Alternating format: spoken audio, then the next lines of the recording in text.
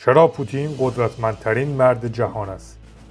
داستان زندگی شخصی ولادیمیر پوتین رئیس جمهور روسیه چی است و چطوری تونسته طی چند دوره رئیس جمهور کشور بزرگی مثل روسیه باشه؟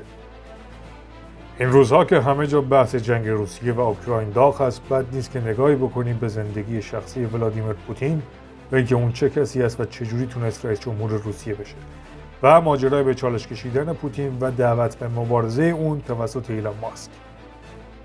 پس پیشنهاد میکنم تا انتهای این ویدیو همراه من باشید.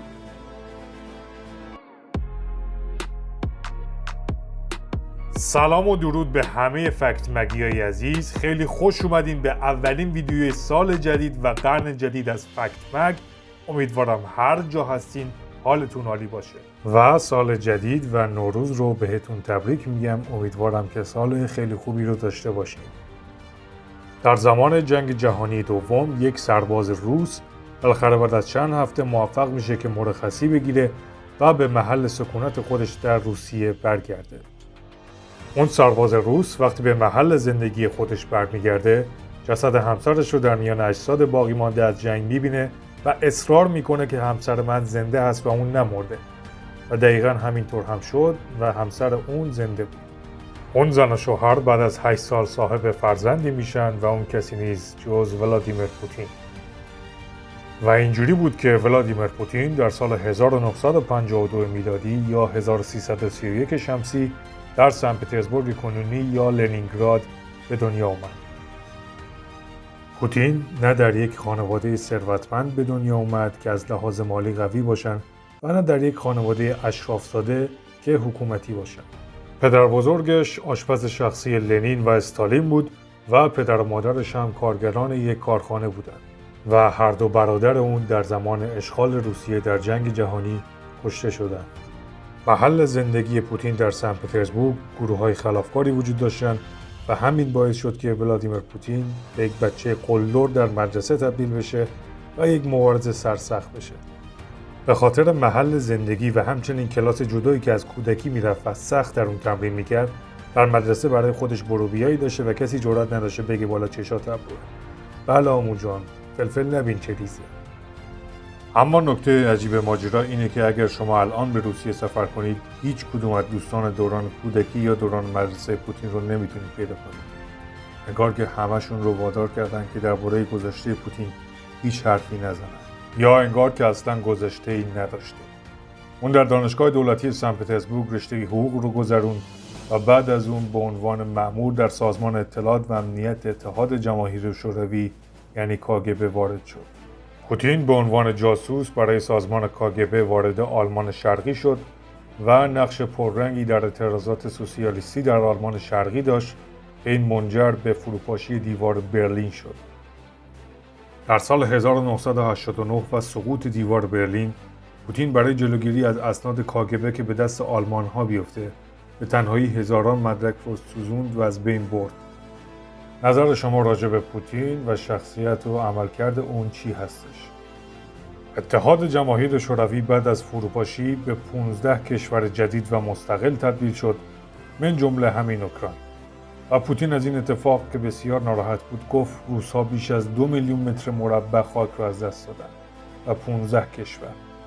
بعد از فروپاشی شوروی اولین رئیس جمهور روسیه بوریس یلتسن بود که به دلیل همکاری‌هاش با غرب و کشورهای غربی نزد مردم روسیه محبوب نبود و طرفدار نداشت. علاوه بر این مردم روسیه بوریس یلتسن رو فردی الکلی و خوشگذرون می‌دونستند که عروسک و دلغک غرب است.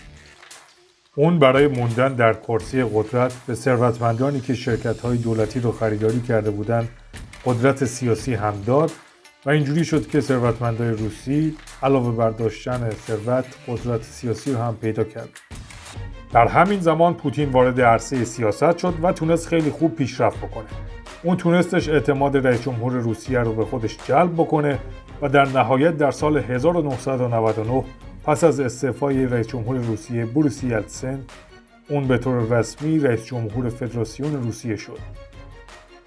و اینطوری رئیس جمهور شدن ولادیمیر پوتین یک برگ جدیدی از قدرت رو برای اون رقم زد. بعد از رئیس جمهور شدن پوتین، اتحاد جماهیر شوروی تازه سقوط کرده بود و فعالیت‌های جدایی طلبانه در روسیه انجام گرفت. پوتین برای کنترل کردن هرچی بهتر این آشوب‌ها و ناآرامی‌ها روسیه رو به 7 بخش مختلف تقسیم کرد و از این بس افراد محلی برای اون امور انتخاب نمی‌شدند، بلکه با دستور مستقیم پوتین این کار انجام می‌شد. این کارها باعث افزایش محبوبیت پوتین در بین مردم روسیه شد و پوتین متوجه این شد که مردم روسیه خواهان بازگشت رئیس جمهوری قدرتمند و مقتدر هستند که غرور و هویت روس‌ها رو بهشون برگردونه بعد از فروپاشی شوروی. پوتین مثل پتک آهنی روی سر مافیا و مدیران ثروتمند روسی فرود اومد و اونها رو با روش‌های خودش تحت فشار و مجبور به همکاری کرد. Почему здесь-то забегали все как тараканы перед самым моим приездом? Если собственники договориться между собой не смогут в том или в другом виде, то это будет сделано без вас. Вы подписали этот договор? Да. Олег Владимирович подписал?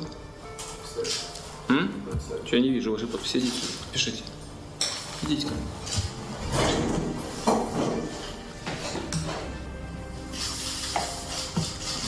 Только вторучку мне видите?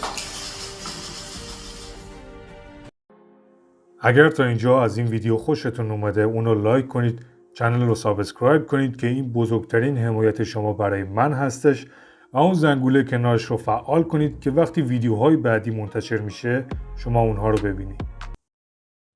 پوتین با اقدامات و روش‌های خاص خودش کاری کرد که ثروتمندا و مدیرای ثروتمند روسی به روسیه و پوتین وابسته بشن و طوری شده که الان از هر 10 شرکت روسی 5 تای اون مالکش دولت هست یا دولت سهامدار بزرگی از اونها هستش. در سال 2000 پوتین نظارت و کنترل بر تلویزیون ملی روسیه رو بر عهده گرفت و از این به بعد تعیین سیاست‌های کلی اخبار توسط این شخص انجام می‌شد. اون سعی داشت که تصویری از قدرتمند بودن خودش رو به مردم روسیه نشون بده و تا حد خیلی زیادی هم در این کار موفق بود. و خب هدف اون هم این بود که تصویر رهبری مقتدر، قوی و محبوب رو به مردم روسیه نشون بده. به نظر شما طبق چیزی که رسانه‌های روسی به مردم نشون میدن آیا پوتین واقعا رئیس جمهور محبوب این کشور هست و یا نه تنفرآمیزه و مردم اون رو دوست ندارن؟ نظر شما در این رابطه چی هست و به نظرتون پوتین چطور شخصیتی داره در بین مردم روسیه؟ در سال 2005 رژیم پوتین شبکه راشا تودی را با 4 زبان تأسیس کرد و هدف اون نشون دادن جلوه‌ای قدرتمند و کاریزماتیک از پوتین به دنیا بود. حدود 10 سال پیش تقریباً راه رفتن در خیابان‌های مسکو غیر ممکن بود، چون گروه‌های خلافکار همه جا را به هم می‌ریختند و روسیه حتی نمیتونست داخل مرزهای خودش یک محیط امنی به وجود بیاره.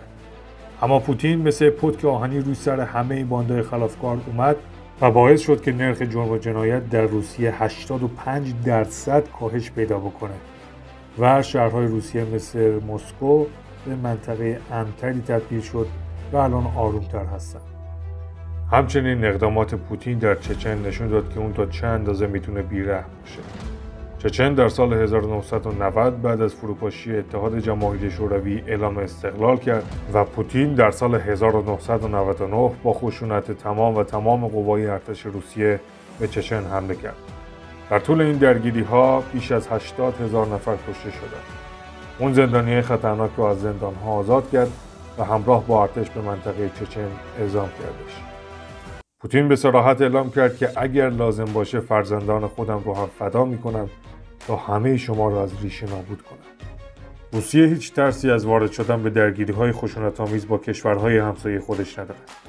از یک طرف توی گوشه دنیا با ژاپن سر چند تا جزیره مشکل داره و از طرف دیگه توی گوشه دنیا اوکراین رو اشغال میکنه. خلاصه اینکه هر کشوری تو همسایگی روسیه باشه انگار آرامش نداره. همچنین روسیه بعد از آمریکا دومین ارتش قدرتمند دنیا رو در جهان در اختیار داره. بنابر اعلام سایت فوربس که هر ساله قدرتمندترین رهبران جهان و ثروتمندترین افراد دنیا رو مورد مطالعه قرار میده، از سال 2013 تا 2020 ولادیمیر پوتین در لیست قدرتمندترین افراد دنیا بوده. اون همیشه در جایگاه دوم بوده یا جایگاه اول، که این نشون میده که اون یکی از قدرتمندترین مردان و رهبران دنیا هستش. شاید یکی از عجیبترین و جالبترین نکته ها راجع به پوتین این باشه که برخی ادعا میکنن که پوتین ثروتمندترین فرد روی زمین با 200 میلیارد دلار دارایی هستش. البته نشریه فوربس نام رهبران دنیا رو در لیست ثروتمندان ذکر نمیکنه و همین یک ابهام برای این موضوع شده که آیا اون واقعا 200 میلیارد دلار سرمایه داره یا نه. اگر این ادعای جنجالی درست باشه، اون علاوه بر قدرتمندترین، ثروتمندترین فرد روی زمین هم هست. در روسیه هزاران نفر از منتقدان و مخالفان پوتین که مخالف سیاست‌ها و روش‌های اون هستن، با روش‌های گوناگون که اغلبشون برگرفته از روش‌های اتحاد شوروی هست، از سر راه برداشته و حذف میشن. بیشتر اونا یا اعدام میشن و یا مفقود الاثر و دیگه خبری از اونها نیست. یکی از حاشیه‌های جالب اخیر پوتین این بود که ایلان ماسک اونو به نبرد تن به تن دعوت کرد. ایلان ماسک ثروتمندترین مرد دنیا در صفحه توییترش ولادیمیر پوتین رئیس جمهور روسیه رو به نبرد تن به تن با خود بر سر جنگ اوکراین دعوت کرده. ولی خب پوتین هیچ جوابی به ایلان ماسک در رابطه با این چالنجی که اونو دعوت کرد نداد. یکی از کارهای عجیب پوتین همینه که اون استاد تأخیر و معطل کردن مقامات کشورهای دیگه است. اون حتی ملکه الیزابت و پاپ فرانسیس هم معطل کرده و البته رکورد معطل کردنش هم آنجلا مرکل بدبخت بود که 4 ساعت و ربع این بیچاره رو معطل کرده بود. حالا با توجه به نکاتی که داخل این ویدیو گفته شد، به نظر شما پوتین قدرتمندترین رهبر دنیا هست یا نه هنوز خیلی فاصله داره تا اون جایگاهی که گفته میشه؟ خیلی ممنون از نگاهتون که تا انتهای این ویدیو همراه من بودید.